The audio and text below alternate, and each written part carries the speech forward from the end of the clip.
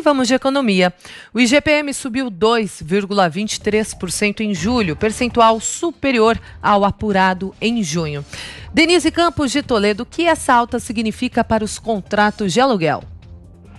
Olha, para os contratos de aluguel, uma alta bem mais expressiva, né? O IGPM vem subindo muito acima da inflação ao consumidor, o IGPM, o IPCA, o IPCA 15, por exemplo, que veio até abaixo das expectativas com variação de 0,30%.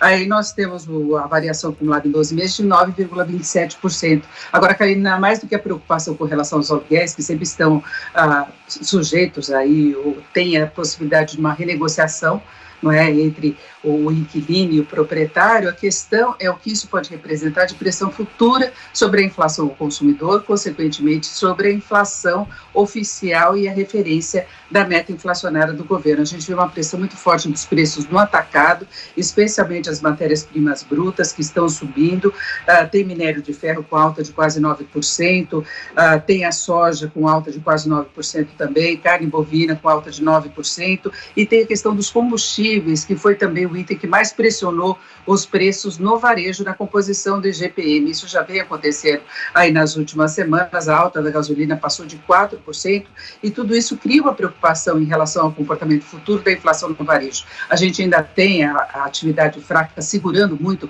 o repasse dessas pressões aí de custos, mas até que ponto vai isso? A capacidade de as empresas segurarem aumentos, sendo que as empresas já estão com dificuldades financeiras em função da pandemia, isolamento social, funcionamento parcial da atividade. Então, fica uma preocupação e acaba dividindo um pouco a opinião, um pouquinho mais em relação à possibilidade ou não de, na semana que vem, o Copom cortar mais a taxa Selic, a taxa básica de juros, porque juros menores tendem a estimular a atividade e, de repente, podem estimular também a inflação.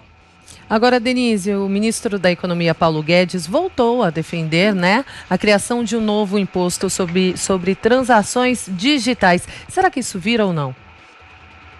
Olha, o governo parece que está fazendo amadurecer essa ideia, Kalina, é como colocar um bode na sala. Primeiro, eles vetaram a desoneração da folha de salários, a prorrogação para o ano que vem, alegando questões legais. Aí depois veio a unificação de PIS/COFINS com uma alíquota de 12% da nova contribuição, o que reforçou as reclamações, especialmente do setor de serviços, mas também do comércio, quanto à possibilidade de aumento da carga tributária. Só que aí o governo oferece, em troca dessa nova taxação sobre transações financeiras, uma importante desoneração da folha de salários, que poderia chegar a 25%. O governo também sinaliza com outras mudanças tributárias, inclusive em relação ao imposto de renda, aumentando faixa de isenção, mexendo com as alíquotas, aumentando a taxação apenas para os altos salários, voltando a tributar dividendos para pessoas físicas e aí isentando as jurídicas. Então, nessa mistura toda, pode passar a ideia de que as empresas vão ter uma redução da carga tributária, especialmente a desoneração, que é um grande problema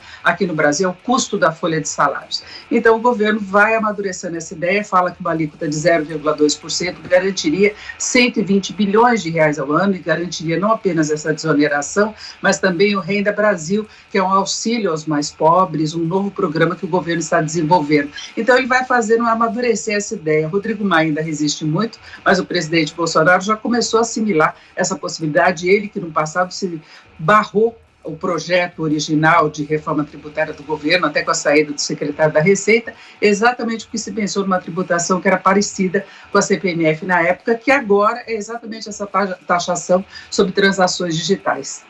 E para fechar, Denise, e o mercado hoje, como é que está?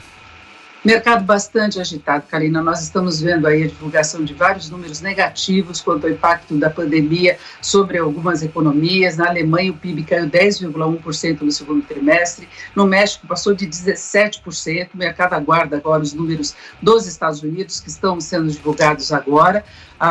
Tem uma preocupação também com relação aos balanços das empresas que estão sendo divulgados. Alguns até vieram positivos, mas, por outro lado, há uma certa frustração. Enfim, a pandemia está muito presente ainda no andamento das economias em geral. Nos Estados Unidos se teme aí uma estagnação do processo de retomada exatamente por causa disso. Então, é um dia de muita pressão no mercado. O dólar aqui no Brasil abre os negócios em alta de 0,77%, bastante pressionado, diferente do comportamento aí dos últimos dias. A cotação cotação está passando dos R$ 5,21. Agora, aqui no Brasil, ainda tem uma disputa aí no mercado cambial para a formação da taxa média amanhã, fechamento de mês, é a chamada PETAX, que é referência para o vencimento dos contratos futuros de dólares. Então, tem aquelas forças contrárias no mercado que acabam gerando mais volatilidade ainda.